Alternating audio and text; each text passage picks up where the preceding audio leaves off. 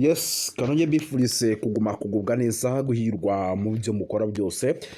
Birumvikana n'amakuru agezweho harebana n'umutekano, politike na diplomasi. Tugiye kuba dukomoza kuri byinshi cyane bigiye bitandukanye, tugere tubapudetinga gatanu kuri gatanu gusa. Muri studio ntago ndi njyenyine meze neza. Meze neza bwana munyamakuru. Yes, birumvikana ngira ngo mwamaze kumwumva, si ngombwa kugira ngo tuvuge amazina ye, ariko ntago ndi butinde. Kadutangire dusuza abantu badukurikira by'umwihariko bari hirya no hino muri Afrika, kugira ngo no ku mugabane w'Uburayi, kugira ngo duhite twinjira mu makuru. Gusa mbere yo kugira ngo tubasuhuze, reka mbibwire ko ibintu byamaze gukomera hitwa Minembwe byahinduye isura. Turaza kuba tubikomozo tubiva imuzi n'imuzingo. Reka mpite nka n'umwanya nsuriza abantu badukurikira bari hirya no hino ku isi, kugira ngo n'ubundi amakuru duhite tuyinjiramo mu buryo bwihuse. Nk'uko bisanzwe ntago ndi bugiye kure, turahera muri iki gihugu cy'u Rwanda. Tubahe ikaze. Tugende hakurya yacu muri Congo. Hari abantu benshi bari mu gihugu cya Congo, nakomeje kugenda mbona comment zabo hirya no hino ku mipaka itandukanye. Yes, birumvikana ubwo ni mu gihugu cy'u Burundi, Uganda, Kenya, Tanzania, Malawi, South Africa. Tubaye ikaze tubikuye ku mutima. Si ibyo gusa kandi bari mu Bubiligi, mu Faransa, Leta Zunze Ubumwe za Amerika, Canada.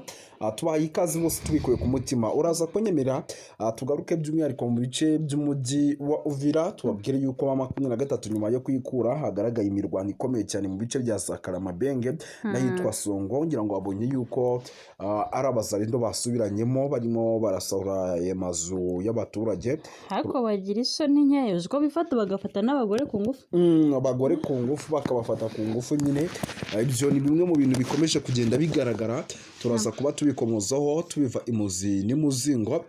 Muraza kunyemerera by'umwihariko dusibukire mu bice bigiye bitandukanye byano muri teritwari, by'umwihariko ya Walikale. Ariko ndi imbere kugira ngo tujye muri teritwari ya Walikale, uze kunyemerera tubwire abantu Fizi uko bihagaze ndetse n'uburyo situation ihagaze.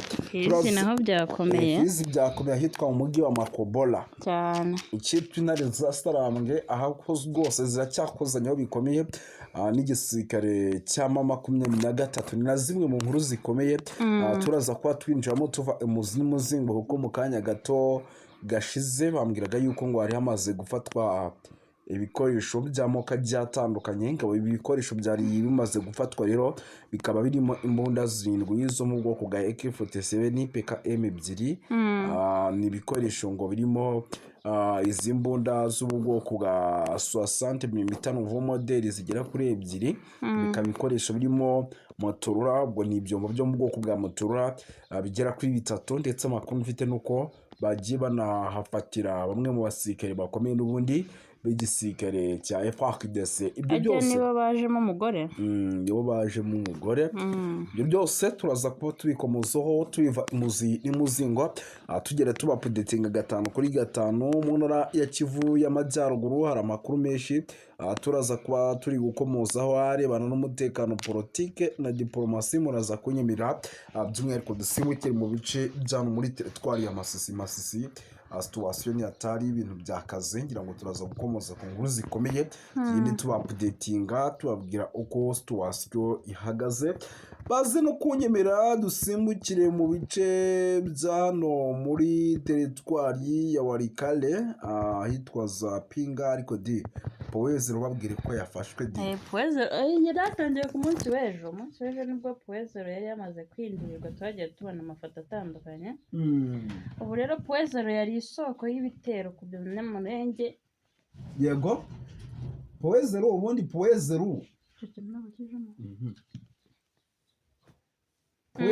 Poeze ubundi cyari ibirindiro bikomeye byari bimaze iminsi byinjiwemo n'ingabo z'abarundi. Ariko ku munsi w'ejo wa 23 nibwo yayigaruriye.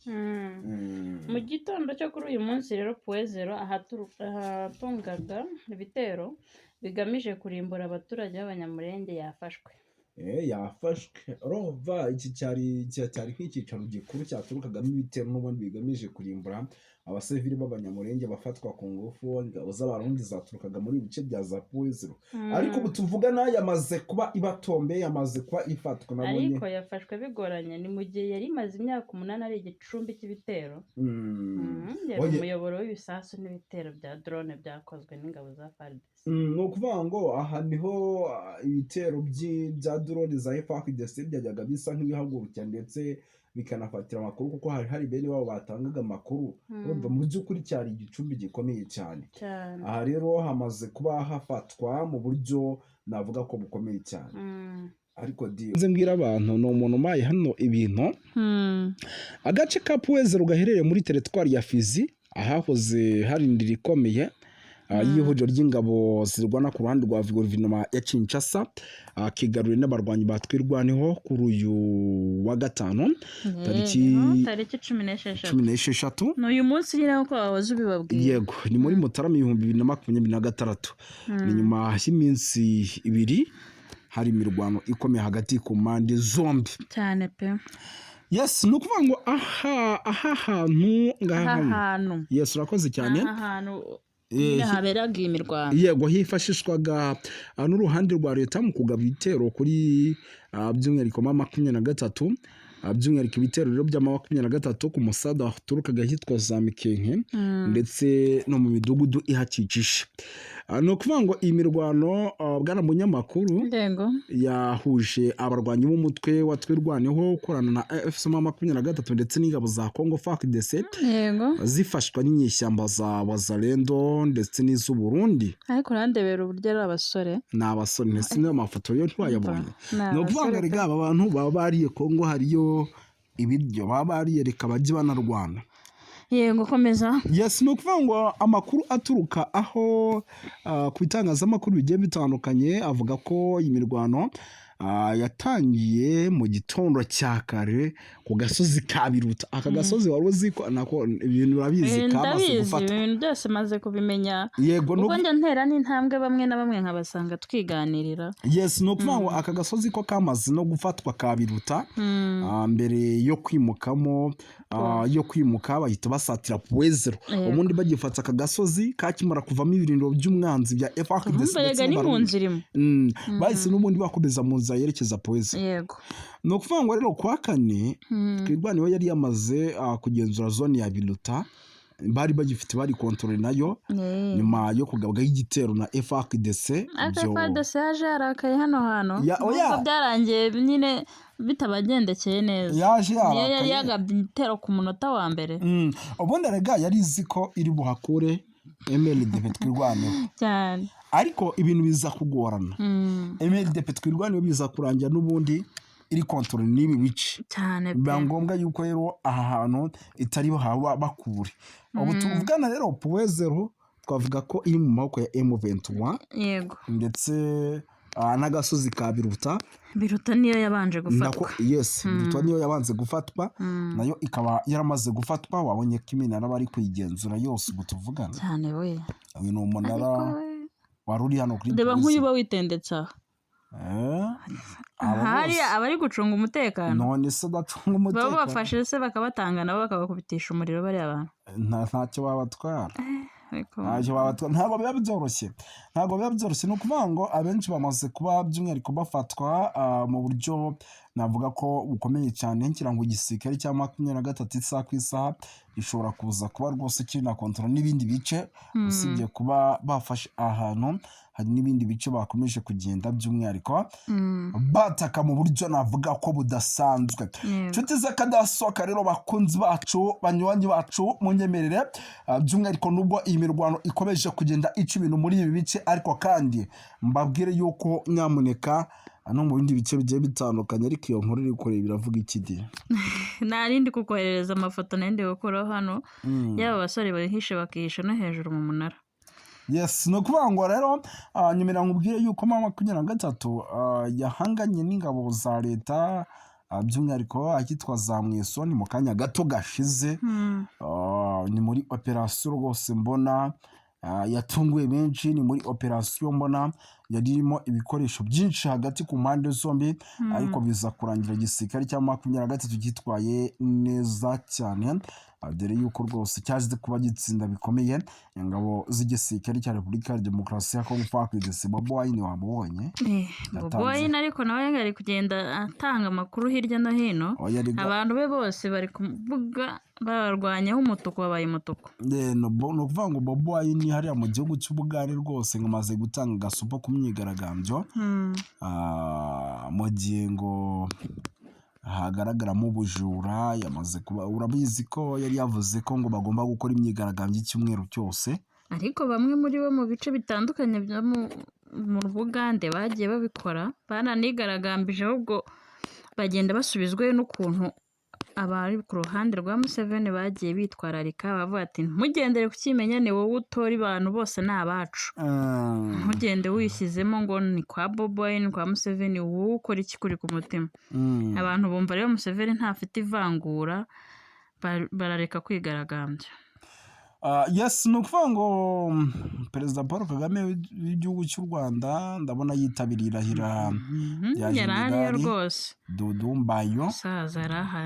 Dombayo Dombaya ndabona yaryitabiriye kabisa ariko kandi muri Repubulika Iharanira Demokarasi ya Kongo mu mugambi wo kwitambika mushiki wabo ngo atazongera gutorerwa kuyobora ibihugu bivuga ururimi rw'igifaransa baramusimbuza nde ndabona rwose ahangaha barimo baragenda babigaragaza baje kutuganiriza abantu bawe baramusimbuza nese ushatse kuvuga ko muri Afurika nta bandi bantu bashobora kuyobora umudamu arabishoboye ariko tujye twakira ikintu tukivuga uko kiri arabishoboye kandi yabikoze neza muri iyi myaka yose ishize yego Minisitiri Louise Mushikiwabo Minisitiri w'Ububanyi n'Amahanga rero Olivier Nduhungirehe aheruka gutangaza ko u Rwanda rwanze gutanga Mushikiwabo hango rwanze katurebe rwamaze gutanga Louise Mushikiwabo nkasogere kwiyamamariza by'umwihariko kuyobora ibihugu bivuga ururimi rw'igifaransa icyo bita francophonie. Louise Mushikiwabo rero ari minisitiri w'ububanyi n'amahanga w'u Rwanda uyobora uriya muryango yari me wari uyoboye by'umwihariko uriya muryango w'ibihugu bigize bigera kuri 88 byo hirya no hino ku isi guhera mu mwaka wa 2019 kuri ubu rero amakuru aravuga ko Repubulika ya Demokarasi ya Kongo nyuma yuko yamenye ko Mushikiwabo azongera kwiyamamariza ndetse ngo yanatangiye gutegura uko yamwitambika yego kugira ngo atazongera kuyobora uyu muryango. African Intelligence ivuga ko diplomasi ya Kinshasa iri gutekereza kuba yatanga umukandida usimbura Louise Mushikiwabo.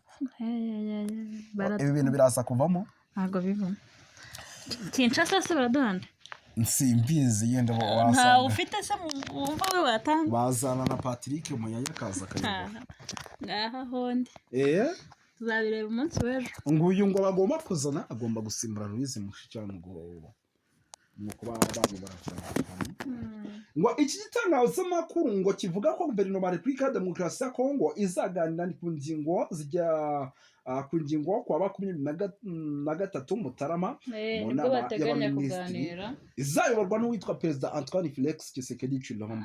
Reka bari we baduha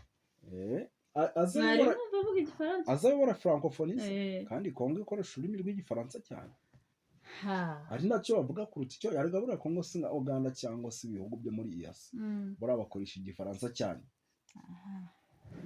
Tariki 16 Mutarama ariko ni inama igomba kuba ngo biteganyijwe ko izo ngingo za Kinshasa rero yatanga nk'umukandida wo guhatana na Mushikiwabo akazamurwa mu ntera by'umwihariko Minisitiri wungirije wa Repubulika ya Demokarasi ya Kongo ushinzwe francophonie ngo niyo bashobora gutanga umwita Crispin Mbadu